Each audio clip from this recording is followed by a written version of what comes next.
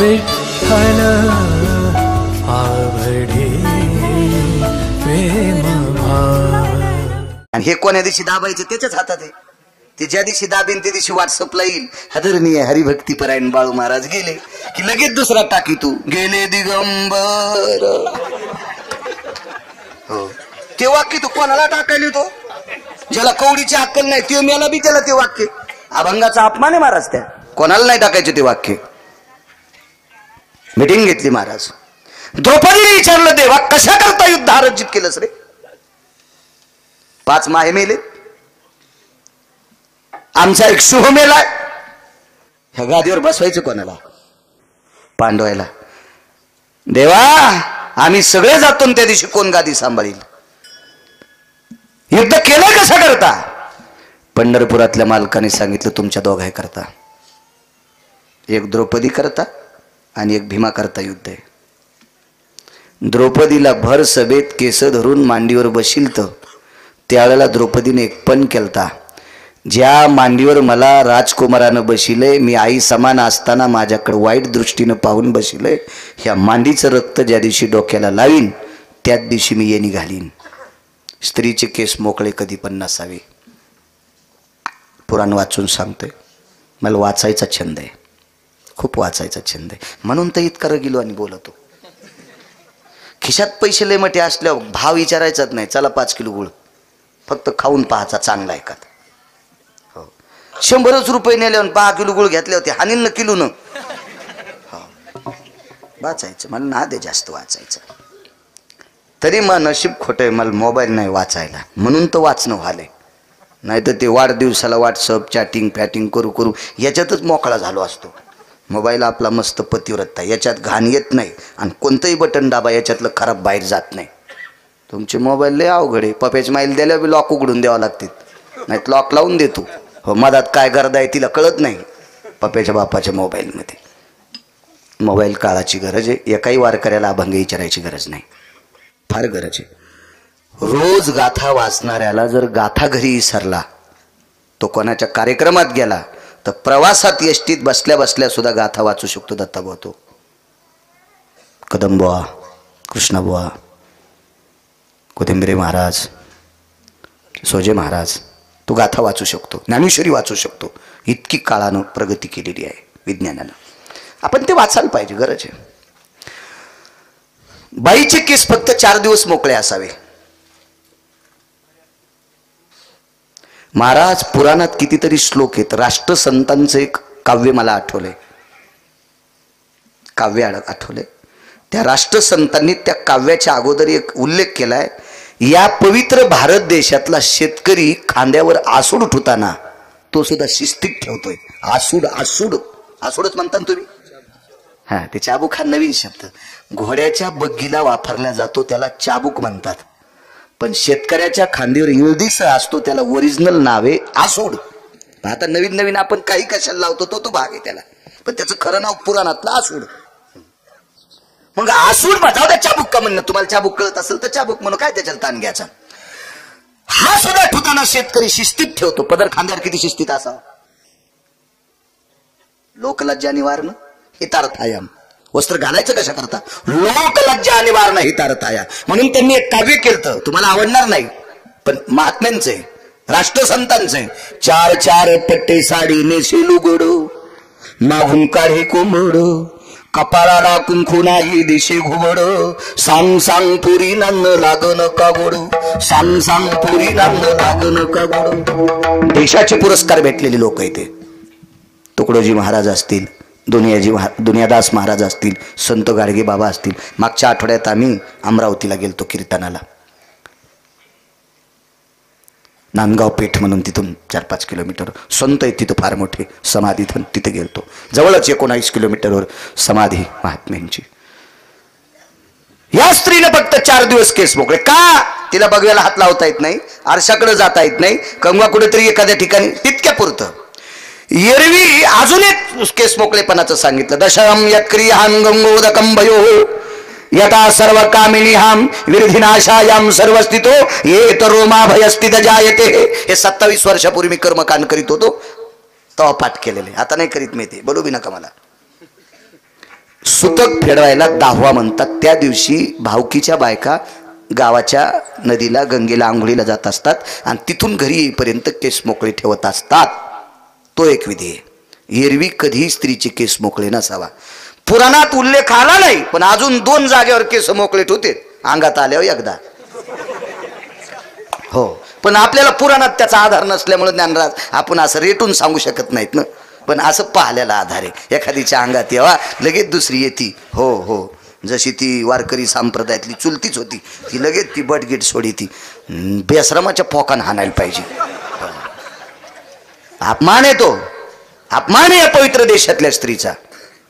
मोकळे केस सोडायचे नाही. मला सांगा, जगाचा बाप तिचा भाऊ आहे, तिला बहीण मानतोय, मरेपर्यंत तिचे केस मोकळे ठेवायला लाज वाटेल का नाही देवाला?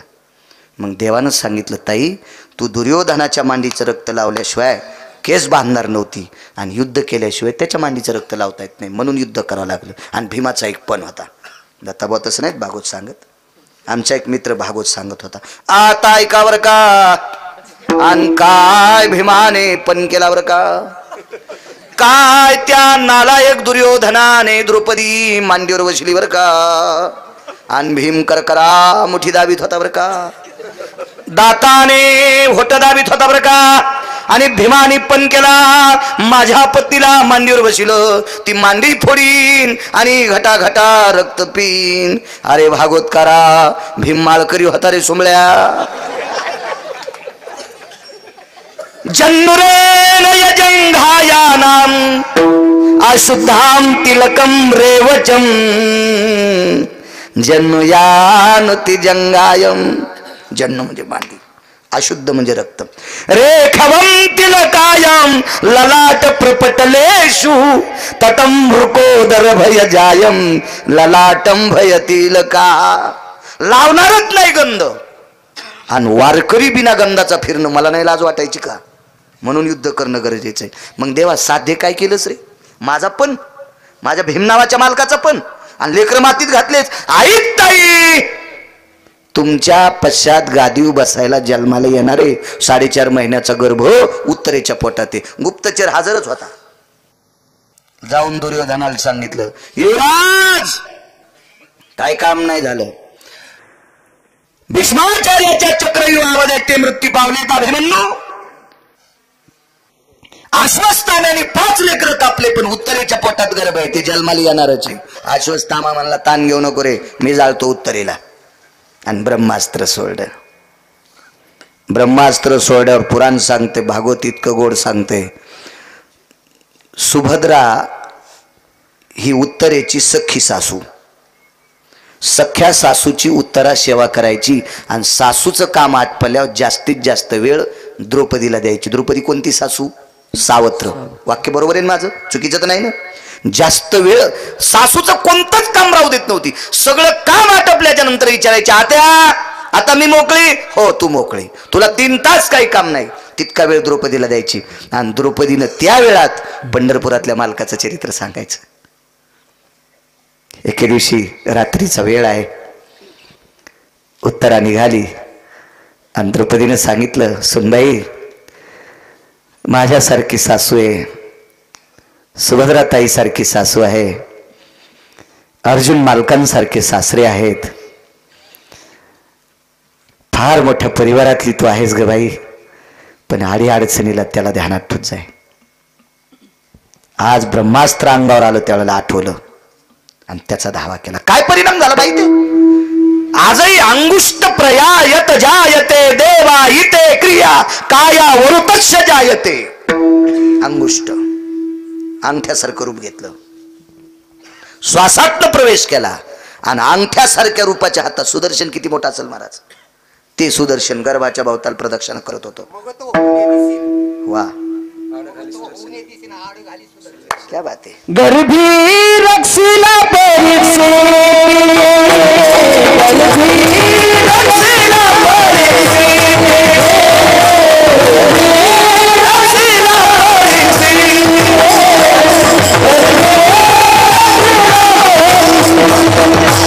सुदर्शन चक्र हे हाती, सुदर्शन चक्र हे हाती.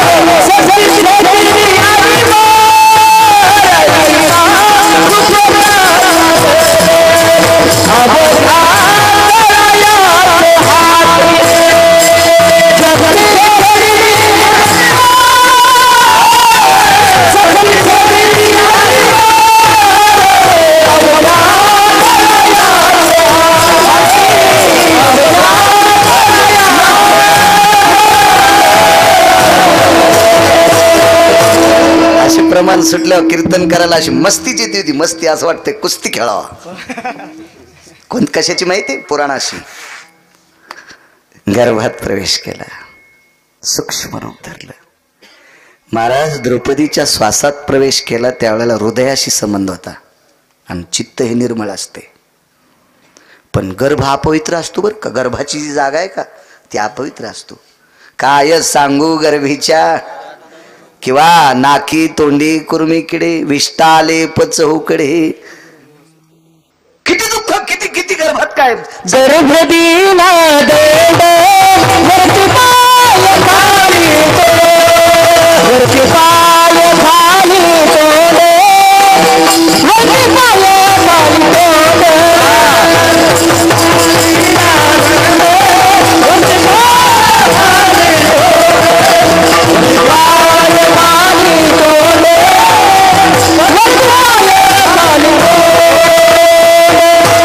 दोघायचं काय झालं माहितीये का. काय गप्पली झळकतीनं आपलं तुपलं वळ किती गाव आहे ना आज. कसे उल्हासात आलेत पान. घरचं रान असल्यावर कडी लावत गेल्या उभाट्या आणायचं. हा धोरा 11 वाजले म्हणजे धोरा काढाच ना दोघायनं.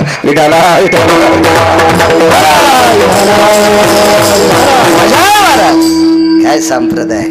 ह्याच्यामुळे अभ्यास करायला पाहिजे.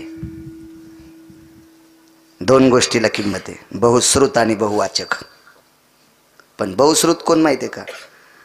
नीतिसंपन्न निष्ठेनं वाचन करणाऱ्या लोकांचं ऐकायचं तर फायदा, आणि चांगली पुराणं वाचायचं म्हणजे चांगल्यांचं काव्य वाचायचं. हे 2 लोक कधीच मरत नसते. बहुश्रुत आणि बहुवाचक. हो ऐकलं काय ऐकलं ढालायला लागली कळ सोबळ्या. आणि काय फायदा येतो ते ऐकण्यात. काही नाही ऐकायचं. तुम्ही बी नीट म्हणी जा. काही म्हणतात पंढरी जाऊ प्रेमानं नाहू गाथा वाचव ना. हो ना. केळीचं रान सोडून दिलं आणि तिकडे काचकुऱ्यामध्ये फिरायली आणि पुन्हा म्हणजे अंकावून खाजवायले सडून जाशील. केळीचं रान ते केळी काप ना कशाला चालली तिकडे काचकुऱ्यात. गाथा वाचव ज्ञानेश्वरी वाचव गाथ्यातले अभंग म्हण काही म्हणतात. हो कीर्तन चालून एका बाईन प्रमाण म्हणलं म्हणे ना का आपल्याला काय घेणं त्याच्याशी. लोकांनी बलील तर आपण कशाला विरोधात जायचं ना. आपली काय पात्रता आणि आपल्याला थोडीच अलर्जी. मी लग्न केलं आहे का नाही आपल्याला थोडी अलर्जी. पण काल्याचं कीर्तन चालू होतं आणि भगवान गोपीजी इथे गेले वापस आले. ते यशोदेने विचारलं कृष्ण वापस काऊन आला. काय नाही म्हणलं आई गोपी घरीच नव्हती. की लगेच प्रमाण म्हणलं गवळणीच्या घरी गेलो गवळण नव्हती घरी. आणि म्हणलं फोन करून जायचं. फोन नव्हता तुझ्याकडं.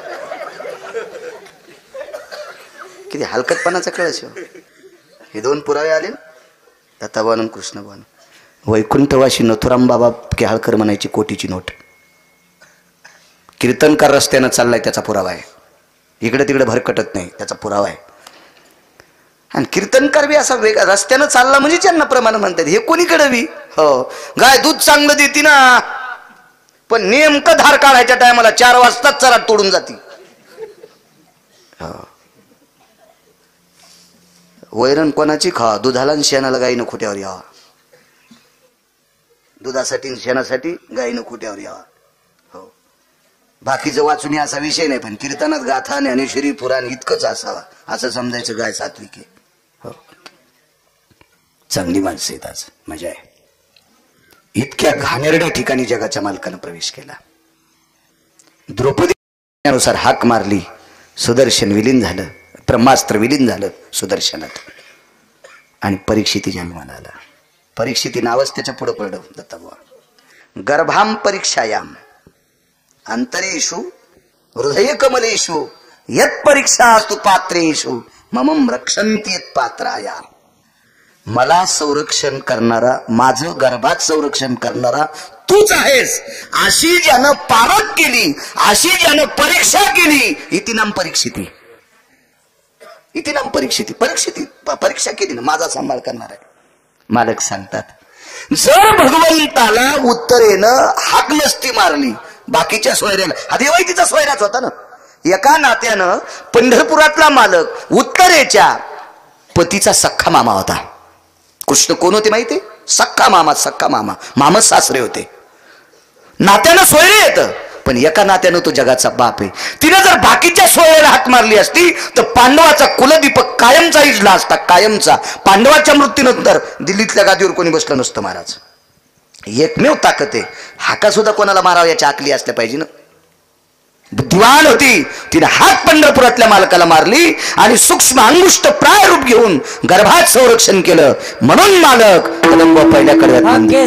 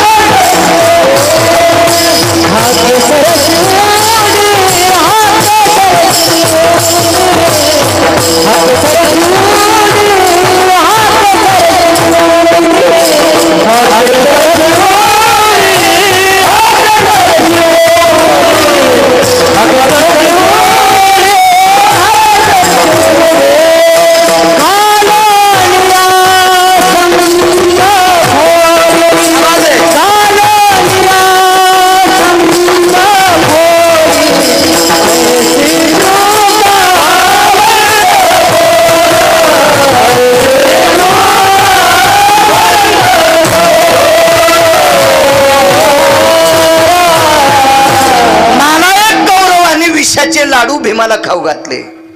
तयम जलयास्तानयो वृकोदरे यद्भयानां निशान्न परित्याज भयस्थितो कायाम वृक्षाति जायते.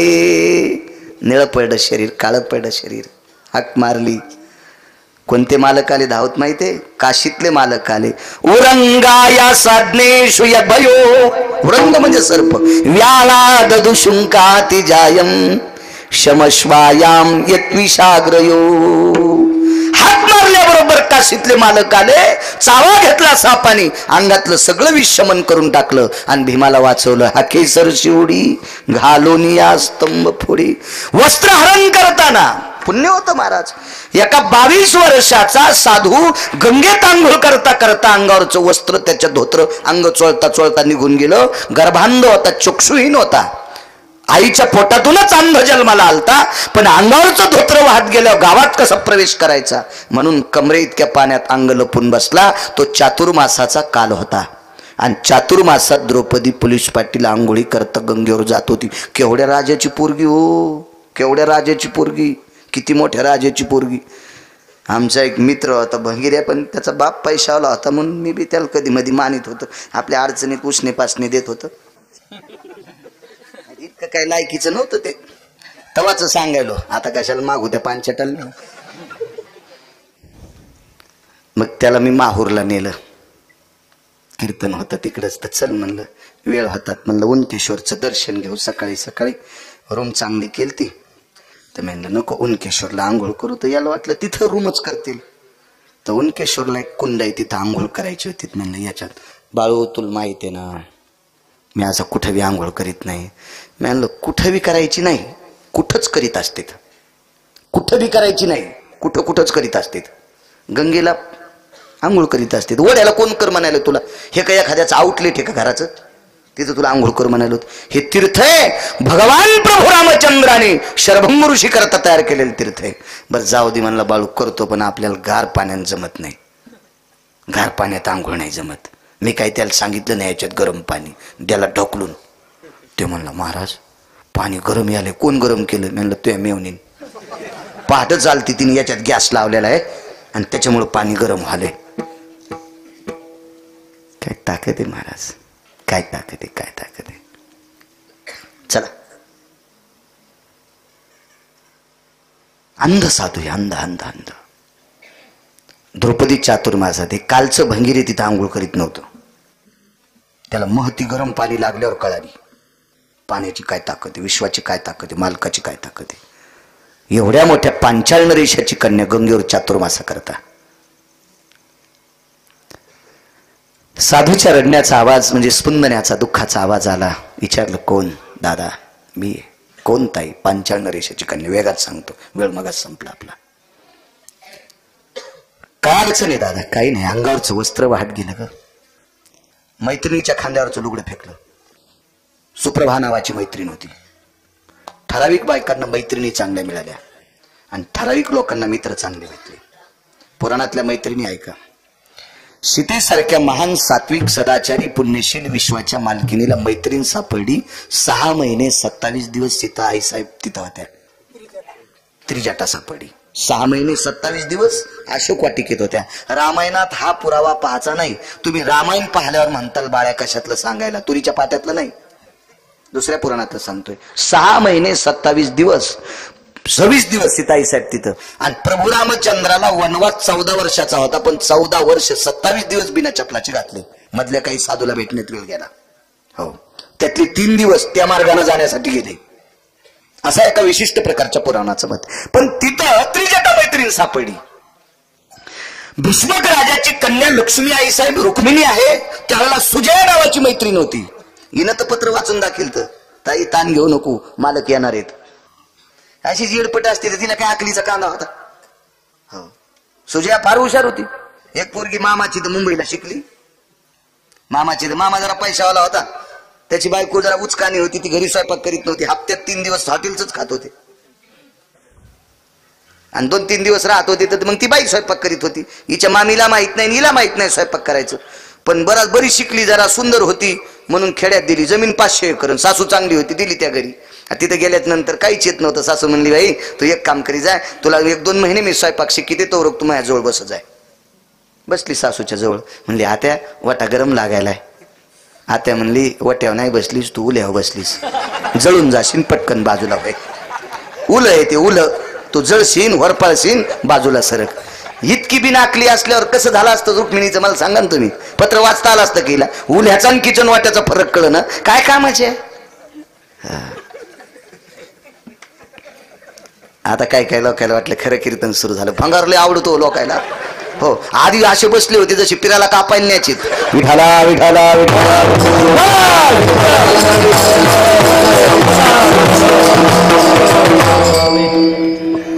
लुगडं बाजूला पडलं वाहत्या प्रवाहाच्या दिशेनं.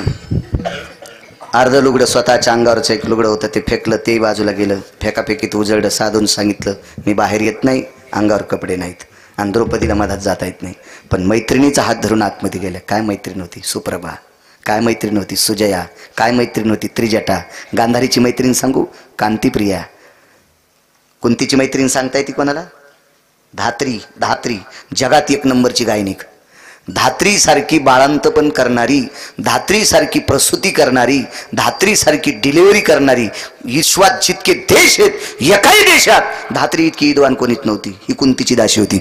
दासी बिन मैत्रीण बी. विठाला विठाला विठाला.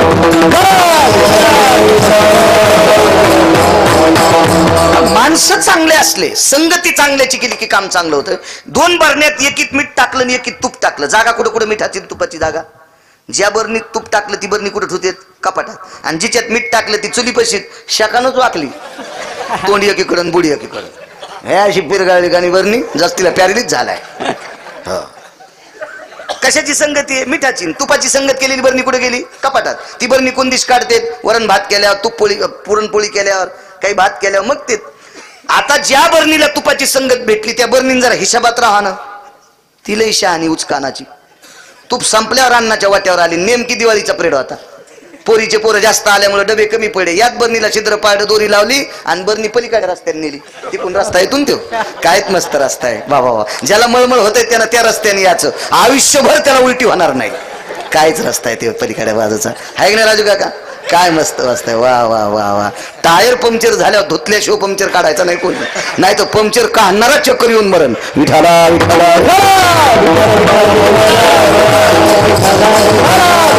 संगतीचा परिणाम संगत चांगली केली. सगळ्या सुप्रभेनं पितांबर दिला. द्रौपदीचा अर्धा पितांबर राहिला. आतमध्ये गेल्या. साधूला देऊन टाकला. साधूनं गंगेत भिजवला. आकाशात पांघरवला. देवा मला अडचणीत बहीण पाठवून दिलीस. मला अडचणीत बहीण पाठवून दिलीस. लोकलज्जा निवारणार्थ मला वस्त्र दिले. माझ्या बहिणीवर जर कधी प्रसंग आला त्या लुगड्यावर उभे आणि आडवे जितके दोरे तितके वस्त्र पुरव. कौरवे पांचाळी सभे माझी आणली, वस्त्र हरणे वस्त्र कैशी झाली माऊली. पांडुरंगे येऊ पांडुरंगे, जीवाचे जीव लगे येऊ पांडुरंगे. तिच्या हाकेला धावला हाकेसरची उडी, घालून या स्तंभ पोडी. मागं क्रतात्रेता युगात जा. मग अशी रामायणाच्या वया गोड ऐकावत वाटत होत्या. मी सुजित चलत होतो रस्त्यानं, गाडी तिकडे मागेच उभी केली. एक दोन जण आम्हाला उभा करून आणला. एक टेम्पो आलं म्हणलं बसा माग. हो, आणि पुढं होत्या कोणतरी बसलेले, त्याच्या घरच्या असतील त्या. आम्हाला म्हणले बसा मागे. म्हणलं नाही, मागून गाडी आली. हो, एक जण वडिलांचा डब्बा घेऊन गेलते. त्यांनी आमचा उजेड पाहिला. मोबाईल जेव्हा मोठा मोबाईल आपल्या जो बारीक आहे त्यामुळे वापस आले. चला नाही म्हणलं, गाडी मागे चालायला लागलो. याच्याकरता आलो. रामायण ऐकत होतो. एक शेवटचा 5 मिनिटात प्रसंग सांगतो. दत्ताबाबत झाला आता. मला सकाळी पळायचे सकाळी. हो, किडे खाणारं पाखरू होतं. फक्त 6च पक्षी आहेत, काही बी खात नाहीत. त्याच्यापैकी एक राजहंस. कावळे ढोपडा कंकर तितिरा, राजहंस चारा मुक्ता फळे. राजहंस फक्त मुक्ता फळ खाते, काही खात नाही. कावळे काही खातात. एक तितीर नावाचा पक्षी फक्त खडे खातोय, काही खात नाही. कंकर तितिरा, ते खडे खाते. खडे. पोपट्या इतका गोड बोलतो पण सोयाबीनवर चाळ्या खातो. पोपट. आर्घे नावाच्या काडीने त्याची जीभ घासली ना, त्याला राम राम पण घालता येतो. या पाहुणे, राम राम पाहुणे असं म्हणतोय पोपट. अर्घ्यायाम रावेषु रसनायत क्रियायम घर्ष सपापेषु यज्जायते नाम ब्रह्मकन्यास पात्रेषु कृपा पात्रेषु रावायाम नैवम गिरगावकर लिखितम. रावा म्हणजे पोपट. सरस्वतीची कृपा झाल्यासारखी त्याची जीभ पातळ होती. मध आणि अर्घ्य नावाची काडी असती. या काडीनं मध लावायचं आणि त्याची जीभ घासायची. 6 महिने 7 महिने 8 महिने मालकानं चोच धरून आलादी. तुटली नाही पाहिजे, नुसती घाशीत राहायची. रक्त नाही निघलं पाहिजे. त्याला राम राम घालता येतो. पण चोट्ट सोयाबीनवर चाळ्या खातच. अखाद्य ते खाती, ती विहंगमाची जाती. मग एक पुराणातला पक्षी आहे, त्याचं नाव आहे जटायू. बरोबर आहे का ना? जटायू. जटायू फार मोठा आहे. पैठणच्या मालकाने वर्णन केलंय. मिरे कश्यपाचा नातू. रामायण सांगते, ओई घरी गेल्या वाचा.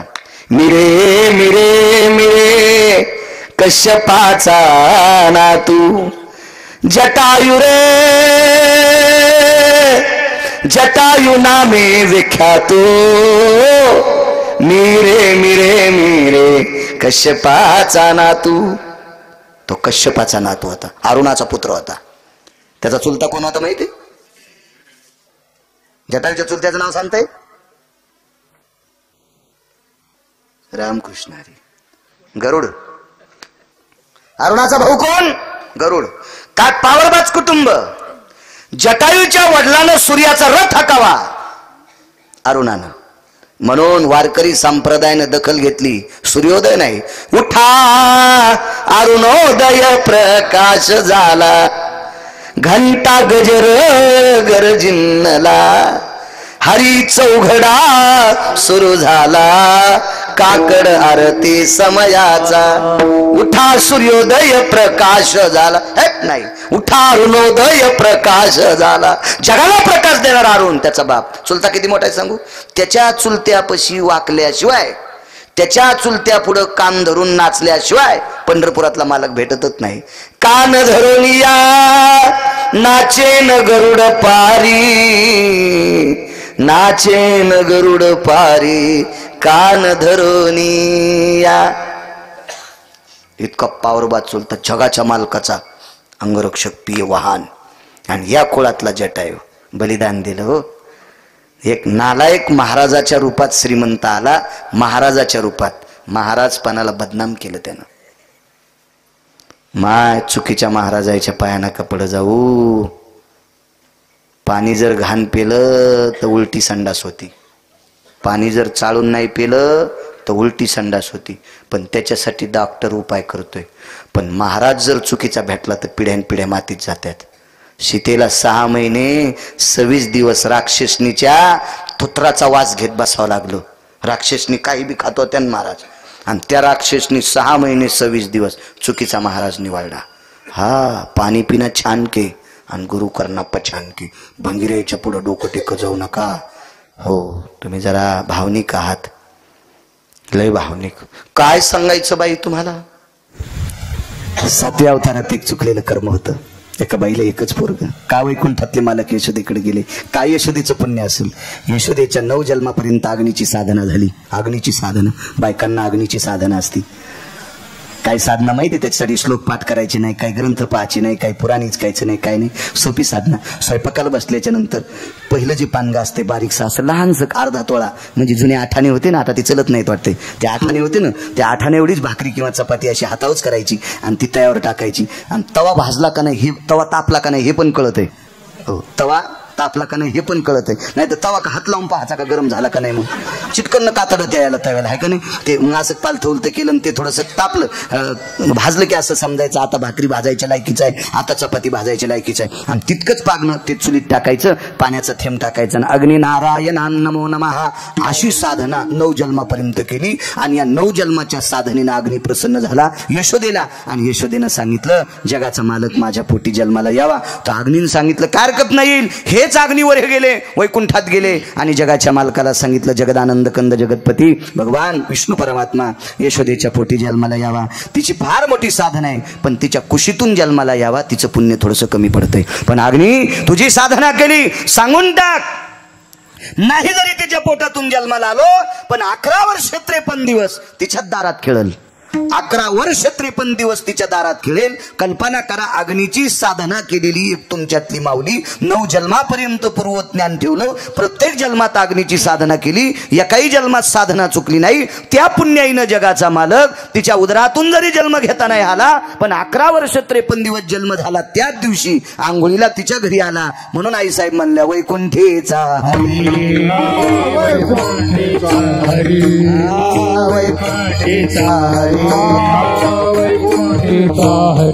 ताना यशोदेच्या घरी, ताना यशोदेच्या घरी. पुढचा प्रसंग आहे का.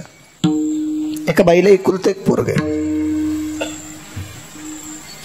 आई मी आपला पूर्व धंदा सोडून देतो ग.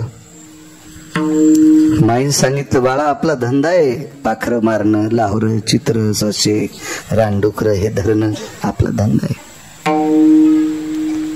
आपण रानटी माणसं आहोत, आपण जंगलात राहणारी माणसं आहोत. आपले परंपरागत चालत आलेलं गारानं हे कसं सोडतोस. आई मला जरा बरं वाटत नाही. मी एके दिवशी नगरीत गेलतो, गाई नगरीत गेलतो. मोठी मोठी महाराज त्या नगरीत आलते. काय त्यांच्या गळ्यामध्ये सुंदरशा तुळशीच्या माळा होत्या, रुद्राक्षाच्या माळा होत्या. अंगावर नाना प्रकारची, कोणाच्या भगव्या रंगाची कपडे होती, कोणाची पांढऱ्या रंगाची कपडे होती. वेदाच्या ऋचा म्हणत होते, शास्त्र पुराणाचं उच्चाटन करत होते. त्या नगरीतला राजा सुद्धा त्या महाराजांच्या पाया पडत होता ग. याचं एकमेव कारण आहे ते सात्विक लोक होते, सदाचारी लोक होते, पुण्यशील लोक होते, पवित्र लोक होते, तात्विक लोक होते, धार्मिक होते, आध्यात्मिक होते, कीर्तिवंत होते. आई मला असं वाटतंय मी जर हे काम सोडून दिलं तर आपल्या कुळाचं नाव मोठं करीन. मला हे सोडून देऊ दे ना. बाळा तू आपल्या घरातला कुटुंब प्रमुख आहेस रे. तुझ्या माझी धुरा आहे, मला कोण जगेल. माय तू एक काम कर, एक काम कर. पशु पक्ष्यांची हत्या करून खाण्यापेक्षा भिक्षान्न पवित्र सांगितलंय.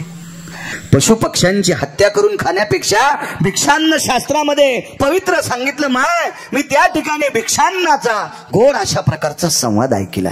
पंढरपूरला चातुर्मासामध्ये वक्ते बाबांचं एक प्रवचन ऐकलं. भिक्षान्नावर, भिक्षान्न किती पवित्र असते. 2.25 तास बोलले होते. मधुकरी हा शब्द मधुकरी वारकऱ्यांनी का मागाव, त्याच्या मागं काय तादात्म्य, असे 3 श्लोक सांगितले होते त्यांनी. ते श्लोक ऐकत असताना अंगावरचे केस तारासारखे उभे राहिले होते. एवढी विद्वत्ता होती वक्ते बाबांकडे. भिक्षान्न किती पवित्र असते भिक्षान्न. म्हणून आई मी भिक्षान्न मागेन. तू भिक्षान्न माग, धकून घेऊ, पण नको हे काम करणं. तू काय करशील. मी तपश्चर्या करतो. होता जातो. आणि लावरं चित्र धरणाऱ्याचं किराताचं पोरगं, एका भिल्लाचं पोरगं, अंगावर कपडे सुद्धा नव्हते, ते लावरं चित्र मारायचे, त्याचं मांस खायचे आणि त्याच्या पंखाची लंगोटी करायची, ती कमरेला गुंडाळायची. बायका छातीला पंख गुंडाळायच्या आणि कमरेला गुंडाळायच्या, तितकं शरीर झाकलेलं असायचं. वनात जंगलात राहणारी लोक ती होती, जंगलात राहणारी. मुलाची ती अवस्था. आणि तो साधनेला बसला. त्या गावामध्ये एक 11 वर्षाचं एका महाराजाचं पोरगं वारलं. महाराजाचा मुलगा वारला 11 वर्षाचा, अयोध्येमध्ये. खरं तर ते त्याच्या मामाच्या गावी गेलं तर उड्या हाणायला, त्याच्या मामाच्या गावातच वारलं ते. पण रातोरात मामा बिले चालू होता. त्या मामानं रातोरात भाषेचं प्रेत त्याच्या गावी आणून घातलं. ते गाव म्हणजे अयोध्या होतं, अयोध्या. आणि अयोध्येचा नियम होता बापू, अयोध्येमध्ये केस पिकल्याशिवाय माणसं मरत नव्हते. असा दशरथ राजाचा यमावर पगडा होता. लयच अधिकारी राजे होते हो, मजा मारणार राजे नव्हते ना. आताचे राजे मारे ते मजा मारणारी माणसं नव्हती ती. हो, समाजाच्या हित वात्सल्य भयो यत प्रजाजनम वात्सल्यम सुतादि प्रेमाय अधिक्यायाम राजश्रयो भयो मंडितायाम प्रजाजनम सुतायाम तुल्येषु नैवं गांजा कसं लिखितम. एका गांजा फुक्यान लिहिलं का? आई लेकराचं जितकं पालन करते तितकं समाजावर प्रेम करणारी लोक होती बापू. इतकी राजनिष्ठावंत होती, इतकी निष्ठावंत. एकही माणूस केस पिकल्याशिवाय मरता कामा नये, ही निष्ठा. यमावर पकड कमवली. खबरदार जर माझ्या नगरीत तरुण मारशील तर मार. 2 नगरीमध्ये तरुण मरत नव्हते, एक रुक्मांगद राजाच्या नगरीत, हो, आणि एक राजा दशरथाच्या नगरीत. हा रुक्मांगद राजा कोण माहितीये? एकादशीचं वृत्त त्याच्यापासून सुरू झालं. रुक्मांगदाचा पुत्र धर्मांगद नावाचा राजा होता. धर्मांगद, मुक्तांगद अशी नाना प्रकारचे पुढे पुढे त्यांचा वंश वाढत गेला. पण मुख्य राजाचं नाव आहे रुक्मांगद नावाचा राजा. त्याच्यापासून एकादशीचं वृत्त सुरू झालं. एवढा अधिकारी राजा, एवढा, पुरीसह राजा वैकुंठी गेला. एकादशीच्या पुण्याईनं झोप घेतला, ते पुण्य देवाच्या डोक्यावर साचलं, त्याचं वजन सहन होत नाही. आणि मग पंढरपुरातला मालक म्हणजे भगवान विष्णू परमात्मा रुक्मांगद राजाकडे आले आणि सांगितलं, राजा, एकादशीचं पुण्य इतक्या टोकाला गेलंय की त्या पुण्याईनं माझी मान वाकली, तुम्हाला काय देऊ? मी तुम्हाला वैकुंठाला नेऊ का? राजानं सांगितलं, माझं पुण्य जर शिल्लक झालं असेल तर मला एकट्याला वैकुंठाला न्यायचं आणि हे वड्याला फिरू द्यायचे असं नाही. पुण्य जर शिल्लक असेल तर सगळ्याला वैकुंठाला ने. पुरीस राजा वैकुंठी गेला. काय राजा असेल, कल्पना करा. किती प्रजेचं पालन करणारे अधिकारी राजे होते. इतकं नाविन्य, इतका गोड होता. तसा राजा हा दशरथ राजा या ठिकाणी एवढं मोठं नाविन्य कमवलं की एकही तरुण मरता कामा नाही. आणि 11 वर्षाचं पोरग मरण पावले. वशिष्ठाकडं पत्र दाखल झालं. महर्षी वशिष्ठ सूर्यवंशाचे कुलगुरू होते. वैकुंठातले भगवान यशोदेकडे का गेले एवढा पुरावा सांगतो. आणि मग आपण जन्म व्याख्यान ऐकू. देवाचा जन्मप्रसंग जेवढा वेळ भेटेल तेवढा ऐकू. आपल्याला 12ला फुलं उधळायचे. वशिष्ठांनी सांगितलं, याच्यावर विचार करावा लागेल. राजे प्रभू रामचंद्र होते. सभा घेतली. आता हे अधिवेशन चालू आहे बापू तुमचं. ते अधिवेशनाला काय नाव असते? पावसाळी अधिवेशन. पावसाळी, हिवाळी, उन्हाळी 3 अधिवेशन असते ढवळ्या कपड्यावाल्यांची, म्हणजे राजकारणी माणसांची. मी राजकारणाला वाईट कधीच म्हणत नाही, कधीच म्हणायचं नाही, म्हणायचं नाही. कारण ज्ञानोबराय सुद्धा म्हणले विभूती. मग आपण त्यांना वाईट मानणारे कोण? आपली काय लायकी? म्हणायला नाही पाहिजे, चुकीची गोष्ट आहे. लायकी नाही. त्यातली त्यात गिरगावकर 7वी शिकलेला, ज्याला राजकारणाचं भाजलेलं वांग कळणं आणि कच कळणं, त्यानं कशाला नाक खुपसायचं? खरं तर आमच्या लोकांनी अध्यात्मात, शास्त्रात, पुराणात नाक खुपसायला पाहिजे. या ढवळ्या कपड्याच्या याच्यात ज्याला नाक खुपसा वाटते तो नालायक समजायचं. विठाला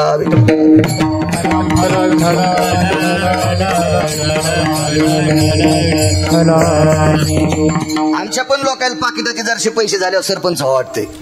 अरे लोकांनी तुला पाया पडून पैसे दिले, तू दारू प्यायला कशाला वाटायला सोंबळ्या? तुझे पूर्वज नरकाला जातील. मरशीन एखादी वड्यात थोत्तर खुपसून. विठाला विठाला विठाला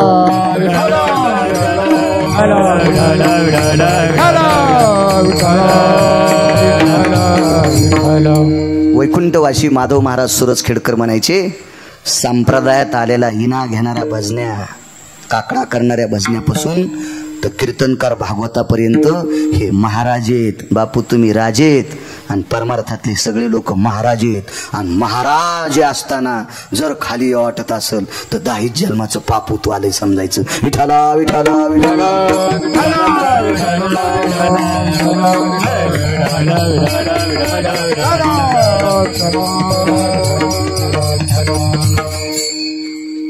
दरबार भरला. मालक होते तिथे. प्रणाम गुरुदेव. रामचंद्र जी, आपल्या नगरीत 11 वर्षाचा मुलगा मरण पावलाय. कारण वशिष्ठाच्या कोर्टात केस टाकली. पूर्वीच्या काळात अधिकारी माणसं जे सांगतील ते पूर्व काळ होता. बघा, माझ्या लहानपणी गरीबाच्या घरी भांडण झाल्यावर श्रीमंताची तर मिटवायला जात होते तात्या, आणि श्रीमंताची तर भांडणं झाल्यावर टीव्हीचा आवाज मोठा करीत होते. त्याच्या घरच्या बायानं एकूण एकीच्या छेपऱ्या तोडल्या तरी कशाचा अकान्मा होता नाही, टीव्हीवर गाणे लागले होते. म्हणजे हे मोठ्या लयचं असं झाकत बघा, झाकत. आणि गरीबाचं पान होतं. गरीबाच्या घरी भांडण टाकलं लागलं की मिटवायला कोण मोठा. पहिल्यापासून तीच पद्धत होती ना, तीच पद्धत होती तीच. वशिष्ठ त्या काळातले अधिकारी महात्मा होते, पण चुकीचं काम केलं वशिष्ठाने. मी सांगत नाही, असं पुराण सांगते. वशिष्ठाची चूक काढायची बाळायची काय लायकी, माझी पात्रताच नाही ना, फक्त पुराण सांगते वशिष्ठांनी चुकीचा न्याय दिला.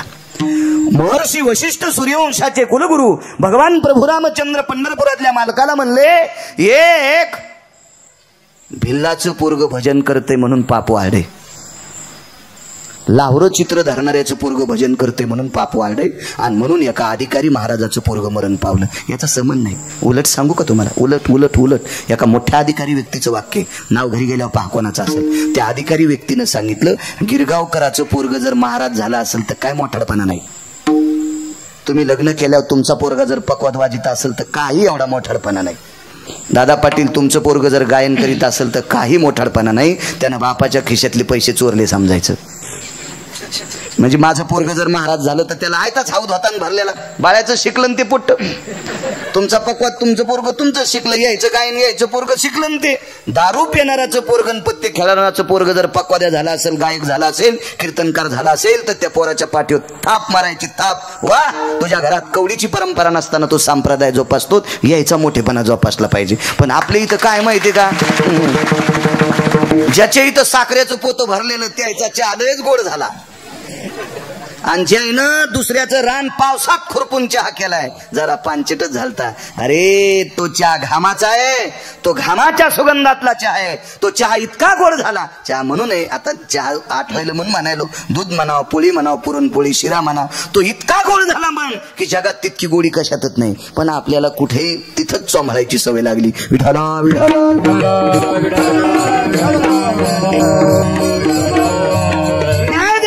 कोणीतरी शूद्राचं पोरग भजन करतंय,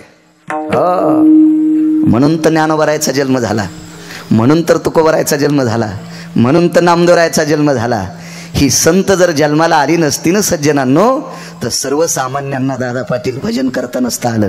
सकळाशी येथे आहे अधिकार, कलियुगी उद्धार हरीच्या नामे, किंवा उच्च नीच काही नेने भगवंत, तिष्ठे भाव भक्ती देखून या. भजन करताच आलं नसतं, सगळ्याला भक्ती संप्रदायात येताच आलं नसतं. ज्ञानोबराय तुकोबरायचा जर जन्म नसता तर आपला जन्म निव्वळ बाऊत वाहणाऱ्या बैलासारखा झाला असता, बैलासारखा. त्यांची कृपा आहे आपल्यावर. त्याने विद्येच्या भांडाराचं कुलूप फोडलं, कुलूपन चाव्या नद्यात फेकून दिल्या. ज्याला जे पाहिजे ते घेऊन जा, आपल्यावर त्यांची कृपा आहे. म्हणून आपल्याला सगळ्याला परमार्थात येता येते. संप्रदाय कोणाच्या बापाची जहागिरी नाही. कोण्याही जातीचा माणूस असू द्या, कोण्याही जातीचा, त्यानं संप्रदायातले नियम सांभाळायचे, लोकांनी त्याच्या पाया पडायचं. चांगल्या कुळात जन्माला आला आणि दारू पित असेल नालायक, तर त्याच्या जर तुम्ही पाया पडत असाल कीर्तन करतो म्हणून, तंबाखू खात असेल, बिडी उडीत असेल, कधी मधी मुकाट्या चुकाट्या लाल हिरव्या रंगाचं पाणी पित असेल आणि कीर्तन करतो म्हणून जर तुम्ही पाया पडत असाल तर त्यानं केलेलं पाप तुमच्या बोकांडीवर अर्ध पडणार. लिहून घ्या पट्ट्याचं, लिहून. मला आणा नका आणा काही गरज नाही तुमच्या बलीनेवर. तुम्हाला 36 गाव, मला 36 गाव आहे, काही तसं माग लागे नाही. तुम्हाला राग आला तर नका आणू मला, पण मी खरंच सांगणार, जेव्हा नालायकाचा गुन्हा झाकणारी माणसं अर्धे नालायक असतात, अर्धे नालायक. एका माणसानं चोरी केली, डाका टाकला चांगल्या घरी, गरीबाची तर कशाला टाकीला अन्न ते, चांगल्या घरी डाका टाकला आणि सोनं घेतलं 2-3 किलो, आणि पोलिस मागे लागली. त्यानं त्याच्यापेक्षा चांगला श्रीमंत पाहिला आणि सांगितलं, वा काही करा, पोलिस मला पकडतेत, 4 किलो सोन्याचा डाका टाकलाय, 3 किलो तुम्हाला देतो, 1 किलो मला राहू द्या, नाही तर सगळं तुम्हाला देतो, पण मला पोलिसाला पकडू देऊ नका. झोप आपल्या जिन्याखाली. या श्रीमंत माणसानं त्याला जिन्याखाली ठेवलं. जिजा 7-8 दिवसाला पोलिसाला कळालं मोठ्या माणसाची तर चोर येते. येताना 2 हातकड्या घेऊन आले, 2 हातकड्या. कोणा चोर? जिन्याखाली. त्याला नंतर घाला. जिन्याखाली याला लपिले, त्या मालकाला आधी हातकडी घाला. आणि ते म्हणलं आपण चोरीच केली नाही ना. तो चोरी केली नाही नालाय का, पण चोरी करणाऱ्याला झाकून ठेवलं ना. गुन्हा झाकायचा नाही. गुन्हा झाकला की इतकं विचित्र काम होतं, इतकं विचित्र. ते वाढत राहतो. झाकायचे नाही काही अपराध, चुकीच्या गोष्टी येतात. मालकाला सांगितलं किराताचं पोरग तपश्चर्या करते, भजन करते, याच्याकरता पाप वाढ. महाराज पंढरपुरातल्या मालकाने विचार केला नाही. जरासा काहीतरी विचार करावा ना. विचार कुठली गोष्ट करत असताना विचार केला पाहिजे. एका माणसाला केळीचं रोप फुकट भेटलं. केळीच्या रोपाला रोप म्हणत नाही, दुसरंच नाव आहे, पण ते कीर्तनात सांगत नाही. शेतकऱ्याला कळून जा, जिनच्या पॅन्टीवाल्याला नाही कळलं तरी काय घेणं, तुम्हाला कळणारच नाही. तुम्ही सातारबाईची जिकत घेऊन खातात, तुम्हाला काय कळायचं त्याला काय म्हणते ते. तुम्हाला लावायच्या कुठं. फुकट रोप भेटलं. हो, ते टिश्यू कल्चर असतं ना, ते असं येशीमध्ये वाढवलं. फुकट रोप भेटलं, फुकट. आणि जमीन लाहीपीठ जमीन कळते का. सकाळी पाऊस पडला 9 वाजता की 12 वाजता त्या जमिनीवर आथरून टाका तरी त्याला माती लागत नाही. आणि अशा जमीन फुकट रोप लावलं बापू कसं निघन ते. एखादी गोष्ट फुकट भेटली म्हणजे तसं नसतं ते. तसं नाही, हे चुकीची गोष्ट आहे. काही गोष्ट करणं विचार केला पाहिजे कोणाही गोष्टीचा. आणि आपल्याकडे त्या लायकीची जमीनच नाही, आपण केळीचं रोप घ्यायचंच कशाला, काय गरज आहे आपल्याला. एक जणाला गाय फुकट भेटली, नेताना बरी वाटली. आणि शेण काढायचं म्हणलं हात भरते ना, या दूध तू खाशीन, शेण खाल कोण कोतवालीन का शेण काढायला. नालाय खेस का काय, तुला जर शेण नाही मला पाहताच येत नाही, गाय सोडून द्यायची त्याला. कुठल्याही गोष्टी. एक जणांना लग्न करायची हाऊस आणि बायको म्हणली किराणा बापा किराणा नवरा आणतास तू का. म्हणजे या सोमळ्याला माहितच नव्हतं लग्न केल्यावर पप्याची माय जागावं लागते म्हणून. असं हिशोबातच लग्न केलं त्यानं. बसायची जागा निबर काठीने आणायला पाहिजे. नालाय का, तुला कळत नव्हतं कशाला लग्न केलंस. काही गोष्टी भेटल्या ना फुकट. हे बाई एका माणसानं लग्न केलं नाही, त्याला लुगडे दिले 50. अरे तुला बायकोच नाही, लुगडे काय करायचे. तो कशाला घेतलं. आंधळ्याच्या गावात चष्म्याचं दुकान टाकलं. इकत असतात का चष्मे. अख्खं गाव आंधळ आहे ना, कोणालाच दिसत नाही. चष्म्यात दुकान कसं चालेल. काही नियम असतात ना. माणसाला फुकट भेटलं ना, त्याचा अतिताईपणा शिल्लकपणा केला नाही पाहिजे, उगा आगाऊपणा नसला पाहिजे. जगाच्या मालकानं विचार करायला पाहिजे कोण्याही गोष्टीत. एका बाईच्या मालकाकडे 5 क्विंटल सोनं होतं. डोरलं किती तोळ्याचं घालावं. होय वाचाबाई, अंतिकाबाई, द्वारकाबाई, सखुबाई, मंजुळाबाई, काय काय नाव असतील. किती तोळ्याचं डोरलं घालावं. तिनं 4.5 किलोचं डोरलं घातलं. वजनच मिली पहाट. अख्ख्या गावाची सक्रात बंद केली. भोगीच्या दिवशी 4.5 किलोचं डोरलं घातलं, झोपली. आता छातीवर 4.5 किलो बोज. सोना असो की दगड असो, वजनच येते. त्या दाबानच मिली. अख्ख्या गावाची सक्रात पालती. हिनेल्या सुतक पडे ना अण्णा. अहो मर्यादा असा नक किती तोळ्याची घाला. गाडीची धावपटा कुठल्या नाक पुढे तिच्या. मर्यादा असली पाहिजे, मर्यादा असली पाहिजे. एका घरी तूप वाढू लागले. बुटकेनं तूप वाढू लागले. किती खावा. इतकं खाल्लं तांब्यात भरू घेऊन दिले गेलो. म्हणून एक मन होती, फुकटचा भाजीपाला हागोनीस काळ. जुनी लोक शिकलेली नव्हती, पण हुशार पॉइंट असे माध्यम कोड टाकायचे. विचार केला नाही मालकानं. विचार करणं महत्वाचा विषय. गोड विचार करा.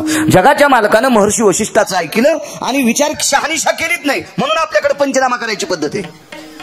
आपल्याकडं कोर्टामध्ये निकाल देत असताना लवकर देत नाहीत. याचं कारण सांगू का तुम्हाला. नालायक गुन्हेगार 4 दिवस जास्त जगला तरी हरकत नाही. नालायक गुन्हेगार 4 दिवस जगला तरी हरकत नाही, पण निष्पाप माणूस मरता कामा नाही. म्हणून त्याचा विचार करून निकाल दिला जातोय. याचंच नाव पंचनामा वगैरे काय असेल ते. तर मालकानं पंचनामा केलाच नाही. पंढरपुरातल्या मालकानं संदिशी सोडीला चंद्राकृती बाण, संदिशी बाण सोडा. आणि लावरं चित्र खाणाऱ्याचं पोरग भजन करीत होतं, तपश्चर्या करीत होतं. त्याचं डोकं तुटलं. आड दिवशी डोकं तुटलं. आईला स्वप्न पडलं. ते स्वप्नाचे प्रकार 14 सांगितले पुराणामध्ये. त्याच्यापैकी एक स्वप्न, नग्न स्त्री स्वप्नात येणे, डोक्याला काळा कपडा बांधलेला असणे, डोक्यावर तेलाचं मडकं घेऊन ती रस्त्याने फिरत असणे, पाय सोडून येशीवर बसलेली स्त्री, असे स्वप्नाचे प्रकार सांगायचे. विकुंठवासी माधव महाराज मगरांच्या याच्यात 4 पानाच्या लिखाणात फार गोड स्वप्नाचा पुरावा आला. श्रीमद भागवतात सुद्धा, मार्कंडे पुराणात सुद्धा स्वप्नाचा पुरावा आहे. आपण कशाला काही स्वप्न काय. मला एका बाईला विचारलं, शेजारी म्हणली माय मला रात्री इस्तूच स्वप्नात आला. बाई बेकार असते. हो ना माय, द्वारका लय बेकार असते. स्वप्नात इस्तू येऊच नाही. हो. आणि हिनं साऱ्या घराचा इस्तू केला, याचा मेळच नाही. लगे ही तुकाराम महाराजाची चुलतीची हिला सांगायला गेली दोरकी. काही असतं. हो. एका जणाच्या एका पोरीच्या स्वप्नात पाणी आलं. पाणी. बाई तुम्हाला आसरा लागल्या.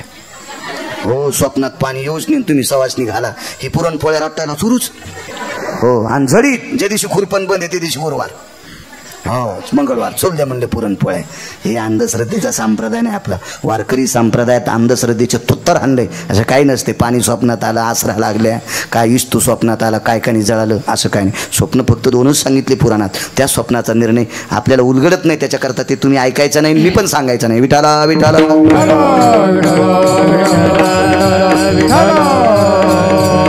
स्वप्न पडलं, अंतकरम थरथरलं. जिथं मुलगा आहे तिथं पोचले. पाहिलं तर ती जाळी तुटल्या गेली. वैकुंठातला मालक आई वडिलाला सोडून यशोदेकडे काढे. एवढाच पुरावा द्यायचा आपल्याला. आपला वेळही संपत.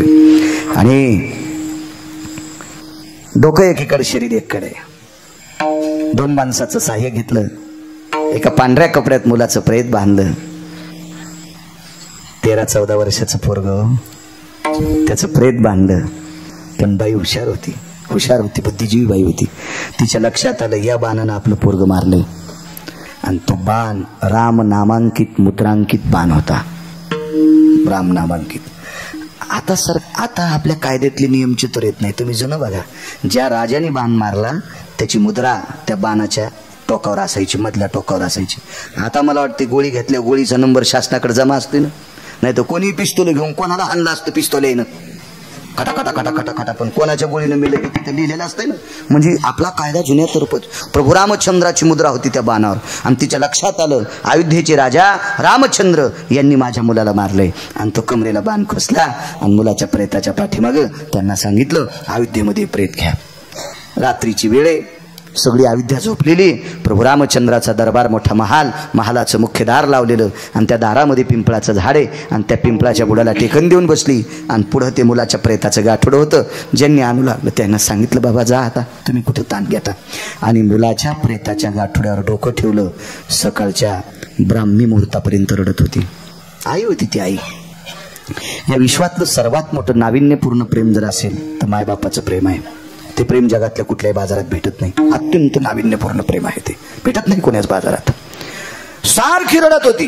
पहाटेच्या प्रहरी प्रधानाचं स्नान आटपलं आणि राजाला मुजरा घालण्यासाठी प्रधान आपल्या महानातलं महाद्वाराकडे जात आहे. तेवढ्या अवकाशात महाद्वारात मशालीचा प्रकाश होता. आणि त्या मशालीच्या प्रकाशामध्ये दारातल्या पिंपळाच्या बुडाला एक बसलेली वयस्क म्हातारी, जी पिंगड झालेल्या जटा, तिच्या पदर इकडे तिकडे गेलेल्या जटा इसकटलेल्या होत्या तिच्या. आणि ती भिल्ल कुळातली म्हातारी होती. आणि तिच्या पुढे पांढऱ्या कपड्यात बांधलेलं एक गाठोडं होतं. आणि त्याच्यावर डोकं ठेवून ती स्पुंदून रडत होती. तिच्या रडण्याचा शोक इतका इकुपाला गेला की दारात असलेला आश्वस्ताचा वृक्ष म्हणजे पिंपळाचा वृक्ष, तिचा शोक इतका अनावर झाला तर तरुला सहन झालं नाही. पिंपळाचं एकही पान झाडाला नव्हतं. तरुयाम निष्पर्ण तरुशी आश्वस्तो भयोजाया. आश्वस्त म्हणजे पिंपळ. सगळी पानं टप टप टप टप टप खाली पडलेली होती. आली तिथं. कोण बाई, कोण आहेस? ती काही बोलत नव्हती. तिसऱ्यांदा आवाज ऐकायला येतं काय बाई? कोण आपण, कोण?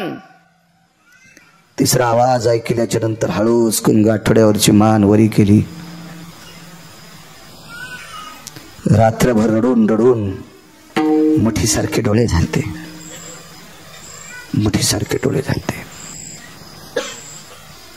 काय नाव होतं प्रधानाचं सांगता येईल? प्रभू रामचंद्राची राजा दशरथाचे प्रधान सांगता येतील कोण होते? तर सुमंत नावाचा प्रधान. वा, चल देऊ आता पाठपर्यंत कीर्तन, ताण घेऊ नका. सुमंत नावाचे प्रधान. हे बाई कोण? महाराज, गाठोड्यातल्या काळजाचं काळीज मी. म्हणजे गाठोड्यात ज्याचं प्रेत आहे का ते मी 9 महिने पोटात सांभाळलं होतं. मी त्याची माया आहे.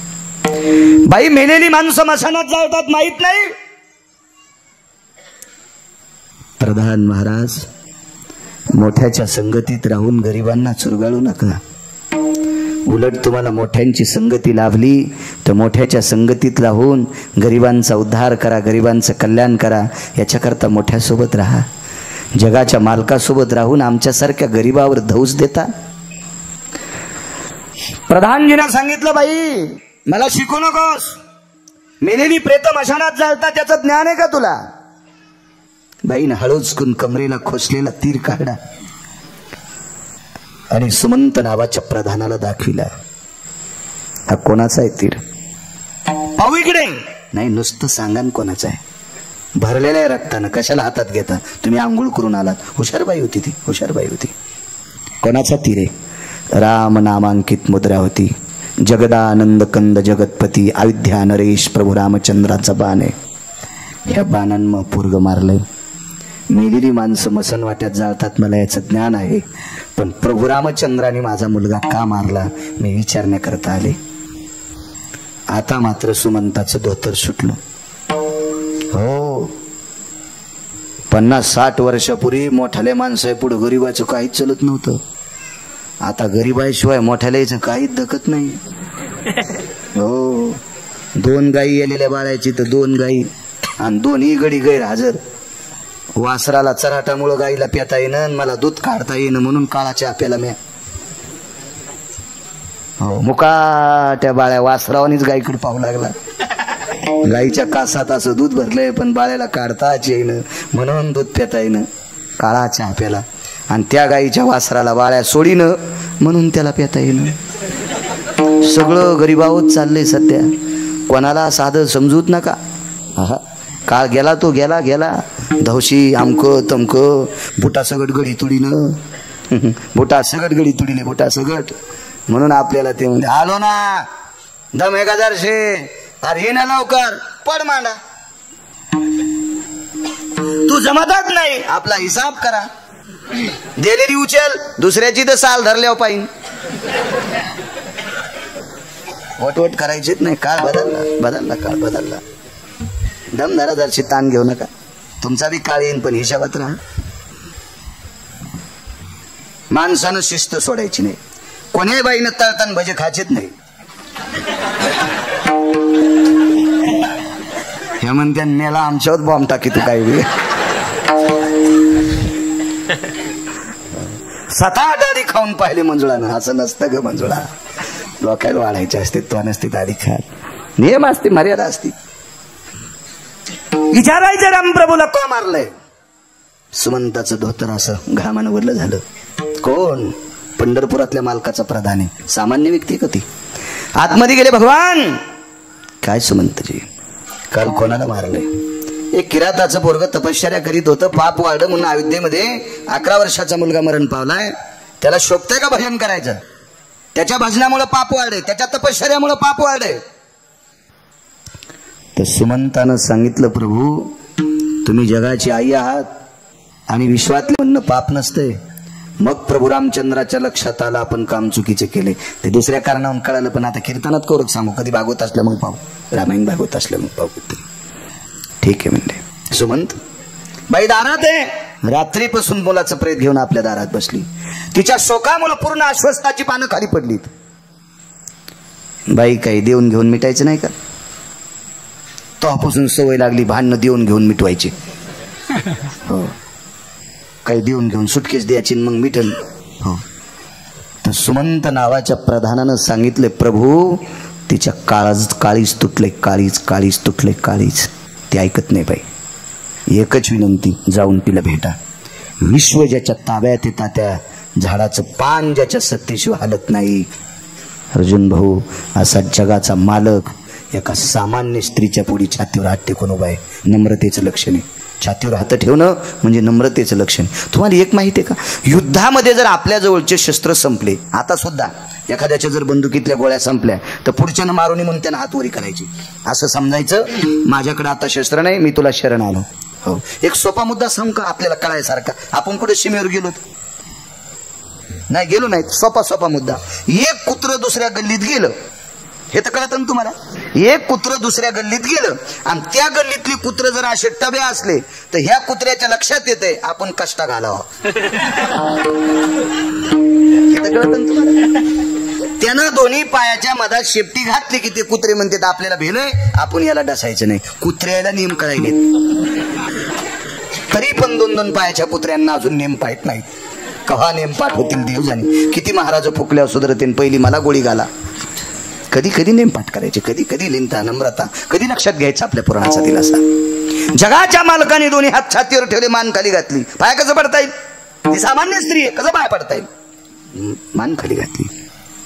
याचा अर्थ असा आहे की बाई माझ्याच्यानं चुकलंय. तिच्या तोंडातून वाक्य पडलं अण्णा जगदानंद कंद जगतपती भगवान प्रभू रामचंद्र, तुम्ही विश्वाचे मालक आहात. तुमच्या पुढे आमचं गरीबाचं काय चालतं? जरी आम्हाला राग आला, तुम्ही आमचा मुलगा मारलाय, आम्हाला तुम्हाला मारता येत नाही ना, तुम्ही राजे माणसं आहेत, काय चालतंय आमचं तुमच्या पुढे? येते मी, पण एकच विचारायला आलते, माझ्या मुलानं या भारतीय संस्कृतीतल्या एखाद्या माऊलीकडे वाईट दृष्टीनं पाहिलं नाही, एखाद्या पवित्र स्त्रीला वाईट बोलला नाही, कोणाच्या घरातली वस्तू उचलली नाही, कोणाकडे हात उगारला नाही, कोणाकडे वाकडा डोळा केला नाही, कोणाचं कसल्याही प्रकारचं तस्करी कृत्य केलं नाही, तरी पण तुझं नाव घेत असताना देवा, तू जर आई मारित असशील तर तू जगाची आई, तो कारुण्य सिंधू कसा, तू वात्सल्य सिंधू कसा, तू दयेचा सागर कसा रे देवा? हे तुला कशी नावं लागली? भाई जे काही झालं ते गंगेला मिळाले, पण क्षमा असावी. येते देवा. 4 माणसासोबत दिली आणि बाईच्या त्या मृत पावलेल्या मुलाचं प्रेत उचललं. ते प्रेत उचलल्याच्या नंतर रात्रभर तिचं डोकं त्या प्रेताच्या गाठोड्यावर होतं, तिच्या डोळ्यातून पडलेलं पाणी त्या प्रेतावर पडत होतं. प्रेत नाल्या गेलं आणि त्या पाण्याचं खळं साचलं.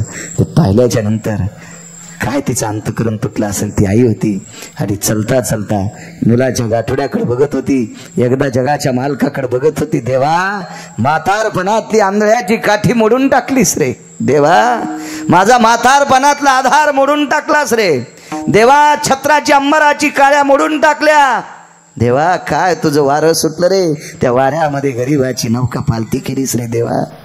देवा, मी कसं जगायचं? त्या भगवंताकडे पाहत पाहत तिने विचार केला, देवा, ह्या खांद्यावरच्या मुलाच्या हाताने माझं सगळं व्हावं अशी निसर्गाची नियत कृपा. पण देवा, उलट झालं रे. आईला बालकाचा अंत्यविधी करावा लागतं देवा, उलट झालं रे देवा. हे सगळं तुझं काम आहे. डोळे बंद झाली, तोंड बंद झालं, जीभ शांत बसली, अंतकरणाने धावा घेतला आणि अंतकरणातून हृदयपूर्वक असा कळकळीचा एक ध्वनी पडला आणि तो ध्वनी जगाच्या मालकाच्या अंगावर आदळला. देवा, देवा, माझं जसं अंतकरण तुटतंय ना रे, माझ्या एका चिमुकल्या देवाचं भजन करणाऱ्या लेकराला तू मारावं आणि त्याचा अंत्यविधी माझ्या हाताने व्हावं. माझं अंतकरण किती तुटत असेल रे देवा, मी तुला तर मारू शकत नाही, पण जसं माझं अंतकरण ह्या मुलाला निरोप देताना तुटतंय, तसंच अंतकरण एके दिवशी तुझ्या मायबापाचं तुटलं. शापवाणी पडली. मागच्या कर्माचं गठोडं जगाच्या मालकाच्या डोक्यावर पडलं आणि जी किराताच्या आईला दुःख झालं तेच दुःख वसुदेव देवकीला झालेला पुत्र कंसाच्या भीतीनं दुसऱ्याच्या घरी नेऊन घालीत असताना झालं. हे मागच्या कर्माचं गाठोडं जगाच्या मालकाच्या डोक्यावर पडलं. मग स्वतःच्या आई वडिलाला सोडून यशोदेकडे जावं लागलं. म्हणून साध्वी जनाबाई पहिल्या कडव्यात म्हणतात, वैकुंठीचा हरी, वैकुंठीचा